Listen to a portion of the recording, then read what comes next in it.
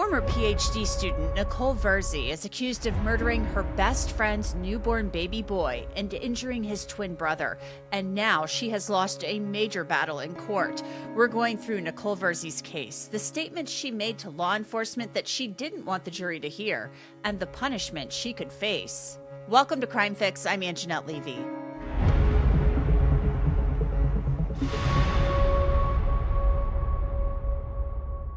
Nicole Virzi is now 31 years old, and she is in the fight of her life. Virzi is accused of murdering her best friend's baby boy in June of 2024 and injuring that baby's twin brother. And if Virzi is convicted of murdering baby Leon Katz and hurting his brother, she could be sentenced to death. Recently, Nicole Virzi asked a judge to suppress statements that she made to detectives in which prosecutors say she admitted to hurting Leon. And according to prosecutors, Virzi said she had a long-time compulsion, a need, a desire to harm children that went back to her own childhood. It's unbelievable. Criminologist Dr. Debbie Goodman will join me very shortly to discuss this claim. But first, I want to recap this incredibly disturbing case since it's been a while since we've discussed it. In June of 2024, Nicole Virzi, a PhD student in psychology, traveled from San Diego to Pittsburgh to visit her best friend who'd recently given birth to twins. A probable cause affidavit lays out what police claim happened back in June of 2024. That affidavit says that Virzi called 911 on June 15th before midnight and said Leon suffered a bump to the head after falling from a bassinet. The document said the baby was non-responsive. Leon was rushed to the hospital, and the affidavit said his parents had left Leon in Nicole Virzi's care after taking his twin brother to the hospital for an injury to his genitals, which Virzi had brought to their attention. Police said Leon suffered a severe skull fracture and multiple brain bleeds. The affidavit says Dr. Wolford of the Child Advocacy Center informed Detective O'Neill that the injuries sustained by both John Doe and Leon Katz is consistent with having been sustained as a result of child abuse, as these are inflicted injuries that are not natural and not accidental. Virzi agreed to speak to police at the police department. The affidavit states Virzi was unable to provide any plausible explanation for the cause consistent with the extent of the injuries that Leon Katz sustained while in her care. Virzi stated that she was with Savannah Roberts, Ethan Katz, and the twins on 6/15 of 2024. They went on an outing in the afternoon hours, and she was out by herself at a grocery store after that. Virzi estimated that at approximately 1830 hours, the parents took the John Doe to the hospital for the injury to the genital area. Virzi identified herself as the sole caretaker for Leon Katz while the parents and brother were at the hospital. Detectives said that Virzi told them that Leon was fine after his parents left, that he had eaten, soiled 2 diapers, and was burped. The affidavit continued. While Virzi was in the kitchen, she heard Leon screaming. She found Leon lying on his left side on the floor and picked him up. She observed a large bump to the left side of Leon's head. She contacted Leon's parents and then called 911. Ethan Katz arrived back at the home near the same time that first responders arrived. Leon was transported to the hospital while Ethan and Virzi drove to the hospital separately.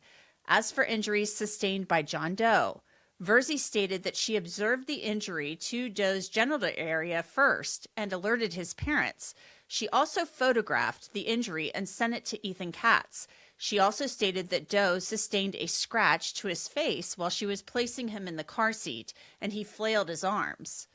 Leon died hours later at the hospital. It was Father's Day. The affidavit detailed the injuries that Leon's twin brother suffered. It reads, "It should be noted that your affiant spoke with Dr. Wolford, who stated that John Doe's injuries are as follows: 2 scratches to the right cheek, 1 small scratch below the left side of the nose, 1 small scratch to the left cheek, 2 bruises below the belly button, bruising, swelling, and redness to the genital area, and scratches to the tip of the genitals." In addition, Dr. Wolford believed that all of Leon's injuries were acute. An autopsy performed determined that Leon died as the result of blunt force trauma. His death was ruled a homicide. His parents denied causing the injuries to Leon or his twin brother. Prosecutors are pursuing the death penalty against Nicole Virzi, listing 4 aggravating factors. First, they say Virzi committed the killing while in perpetration of a felony. Second, prosecutors say the offense was committed by means of torture. Third, prosecutors say they'll introduce evidence that Virzi has a significant history of felony convictions involving the use or threat of violence to the person. And the fourth and final aggravating factor cited by prosecutors, the victim was younger than age 12. Now, these are all things that prosecutors would present in the sentencing phase of a trial if Virzi was found guilty. Recently, a judge ruled that statements Nicole Virzi made to law enforcement the day that baby Leon died would not be suppressed. Virzi claimed she was coerced and had been at the police department for 13 hours.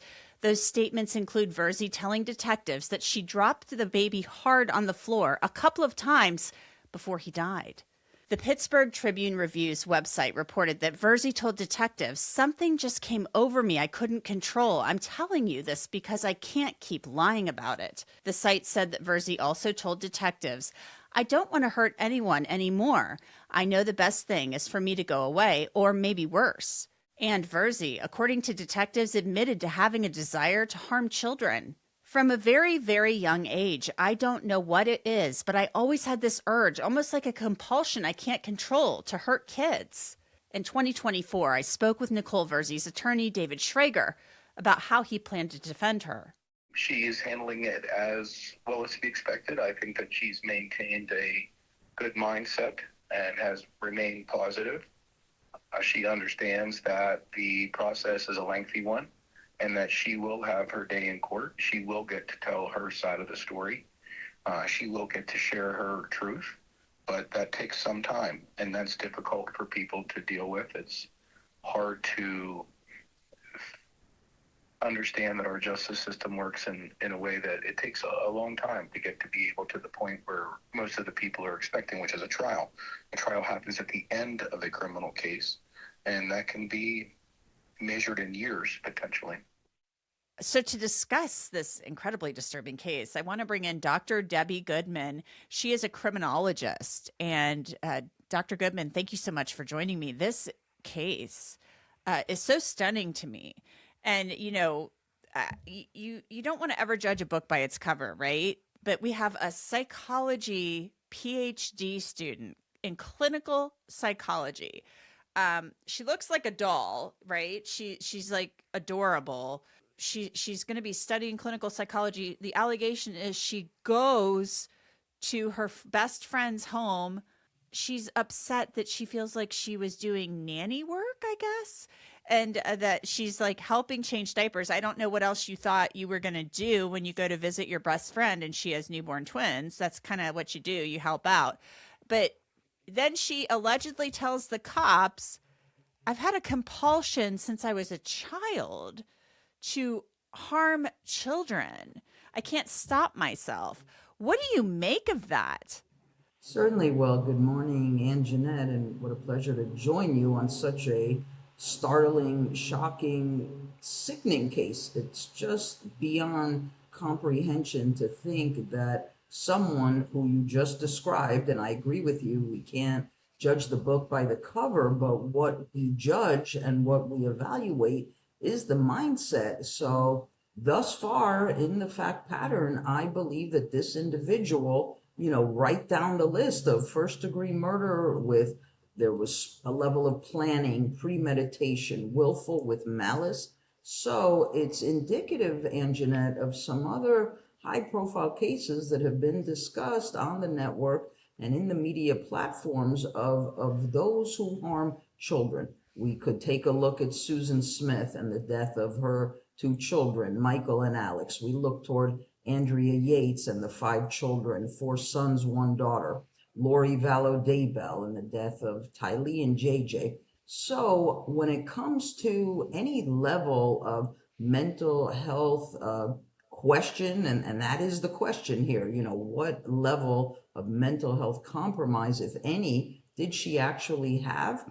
But I think it's these other issues, Angenette, that will supersede whatever her defense comes in saying. And I can assure you as a criminologist that any level and category of murder that we would discuss, whether it's a singular homicide, double, quadruple, serial murder, mass murder, workplace, school-based, family, there is a level of obsessive compulsivity to these individuals' behaviors. So although we anticipate at the October trial, of course, her defense will raise some type of issue along these lines, or intermittent anger disorder. There will be a variety of things stated, but I think that the composition of this jury will likely be individuals who are mothers, who are fathers, brothers, sisters. They have siblings, and it will be absolutely unconscionable to them that this individual could do what she did, killing little 6-week-old Leon and harming, the twin brother Ari. It's just beyond comprehension. But where could she have developed, if this is true? And I'm saying if it's true, because maybe after she's sitting in this interrogation room for hours and hours at the police department, maybe the wheels are turning. She's talked to her parents, according to all of the reporting on this case. Her parents came in and they're like, honey, we're going to get through this. We love you. She got a defense attorney. And then apparently she gets a defense attorney. She talks to a defense attorney. And then the cops are like saying, she says, no, I can't do this anymore. I'm going to tell you what happened. And she, after invoking her right to remain silent, then withdraws that and says, I'm going to tell you what happened. And she admits to shaking Leon and dropping him onto the floor until she hears a crack. And then she's like, I don't know what it is. Ever since I was a kid, I've had this compulsion. I can't stop myself. I want to hurt other kids. And then she literally talks about how she's hurt other children. According to the reporting from triblive.com, she goes through these other instances where she's hurt kids, like since she was a kid. So, wow. Like, do you believe possibly that is actually true, that she's had this like deep-seated compulsion since she was a kid to do this? Or is she smart enough to lay the groundwork for some type of psychological defense while she's sitting there in the interview room? I don't believe her, Angenette. I You don't simply believe do her? not. I think I really don't. I don't. For me to believe this is valid and viable and accurate, I'd need some actual documentation, proof, something from a psychologist, a psychiatrist. And here's why I don't believe her. Because if her best friend Savannah is asking her to babysit her children, doesn't a best friend know our deepest, darkest thoughts and issues and conduct? So why would a mom of twin boys allow somebody that she knew potentially had this disorder even near her children, let alone to be unsupervised with them? What I really think, Angenette, if we go down the list of evil, for me, it's an acronym that would represent, I think, Nicole was envious, the E for envious. V, the behavior is so vile. I, she had the intent to harm. And L, she has repeatedly lied. So once people start lying, I actually believe in criminology that that's their defense mechanism. You see, they know what they did. They know what they did was wrong, but they start out with the lie. And then isn't it curious to us how midway she decides, oh, investigators, detectives, let me actually now tell you the truth. That's the part I believe, what she actually did to harm little Leon and Ari. So you think that she possibly made up this childhood history of wanting to harm children? You think she made that up to possibly give herself some mitigation, seeing that she was going to be probably charged with killing Leon? I think so, Angenette. In Interesting. criminology, we have two areas that are very important, whether it's this crime or any crime dealing with murder. We look at what's called the mens rea. That's the intent, that's the criminal state of mind. And then the second side of the coin is the actus reus. That's the action itself. So wherever this gray area, let's call it, would fall in, obsessive compulsive conduct, the desire to harm children, again, I don't see it at all as negating the fact pattern of the severity, the acute harm that she caused in the death of Leon and in the aggravated assault of Ari. I want to read a little bit more about what she told the cops. After she says, you know, I'll talk to you again. After she invoked her right to counsel, and then she's like, no, I can't do this anymore. I'm going to talk to you. And keep in mind, she's a PhD student, so she's not dumb. She has some level of intelligence. She says that she had a long history of depression, anxiety, and she had previously been treated for an eating disorder. She said when she was around 7, she locked a 2-year-old in a bathroom and pinched her until she cried. When she was 12 at a church camp, she said she dropped a toddler on a couch a couple of times, which, that's a far cry from what is alleged to have happened to Leon. When she was around 7, in high school, she told the detective she babysat just one time, and she said she put a hot mug on the baby's arm and pinched the child. I mean, this all sounds super sadistic, kind of like bordering on sadistic behavior, getting some type of pleasure out of hurting somebody. And then in high school, and then she said, this is the first time this happened as an adult. There's some weird drive in me that wants to see kids in pain. And then she said, when she was hurting Leon, I felt remorseful when I was actually doing it. I was like watching myself. That was so mean of me. But she said it made her feel satisfied to cause him pain. Yikes. And then she said she was actually caring for him while she was causing him pain. So you think she's making all this up. Is there any way that she's legitimately describing a disorder of some sort? Could you literally care for somebody at the same time, like change their diapers and be nice to them while you're changing, like while you're causing them pain and essentially murdering them? So everything you're describing, Angenette, that Nicole stated happened. We open any criminology textbook, and what jumps right out at us is a category called hedonistic killer. So hedonism, we know, is all about pleasure, and it's normal in terms of just our every daily lives and behaviors and lifestyle, right? We gain pleasure with our family members and our colleagues with whom we interact at work, and then we have our hobbies and behaviors and things we like to engage in. So now we shift gears slightly. Now we look at criminals and people who murder, many of whom will derive pleasure while harming others. And once again, we go straight down that list, and that includes the serial murderer, the mass murderer, those who are harming children, those who are harming elders. Why? Because it speaks to something a little different. They're deriving pleasure, but there's, what I refer to as CPA. There's also the control, the power, the authority that these individuals have over their vulnerable victims. So the hedonistic killer is actually very common at all age groups of criminals. I think that's who and what this individual is.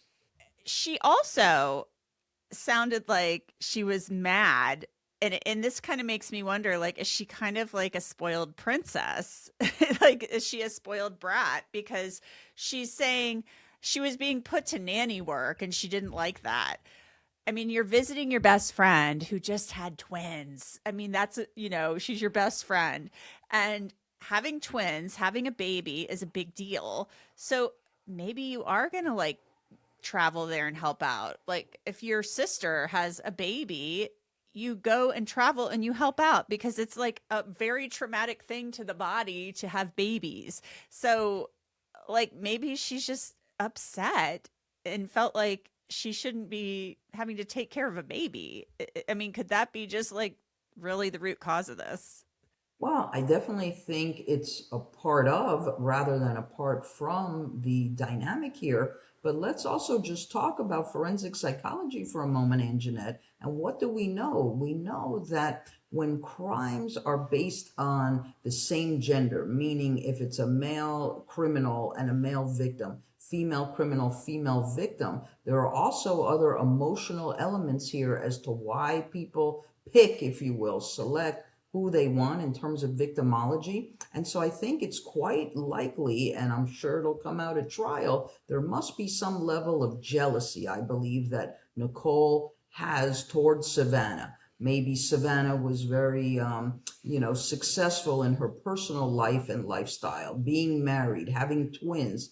At the moment, yes, as you mentioned at the intro, Nicole was more on the cerebral side, perhaps intellectual, going through a PhD program, but from afar may have truly been envious of the best friend. And so, if we really believe this platform of her desire to harm children, I must believe that Savannah would have known this, being her very best friend. That's why I just don't think it exists. I think it's fabricated. I think it becomes a convenient crutch for the defense to come up with something in terms of how to possibly mitigate, because we know the state is seeking the death penalty on this.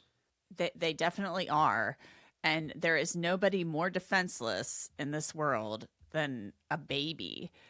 Just awful. This is an awful case, a horrific case. And, the state, I just don't see a deal here. I don't see them doing a deal unless the parents sign off on it, and they just don't want to have like years and years of appeals. That's the only way I see this possibly happening. Because Nicole Virzi, according to the article, she apparently said to the cops, I know I need to go away, and possibly worse, or possibly more. So it's almost like a recognition, some self-awareness that she's got some bad stuff going on. Dr. Debbie Goodman, thank you so much for your time and your expertise. I appreciate it. My pleasure. Thank you so much, Angenette. Nicole Virzi has pleaded not guilty to charges of criminal homicide and abuse charges that she faces. Her trial is scheduled to begin in October of 2026. And that's it for this episode of Crime Fix. I'm Angenette Levy. Thanks so much for joining me. Remember, you can watch us on YouTube. You can also watch and listen to us on Spotify. I'll see you back here next time.